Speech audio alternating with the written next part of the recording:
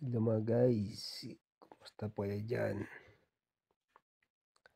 Gala po muna tayo. Habang papauwi po ay nadaanan ko ang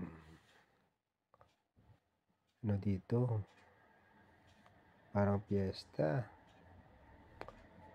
Ang gaganda, nindot kayo ba? Yan guys, yan. Hindi ba ganda?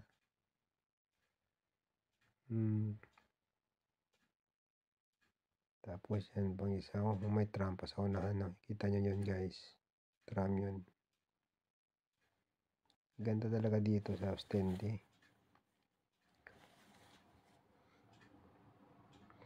Yan, ganda guys, no? Wow. Amazing.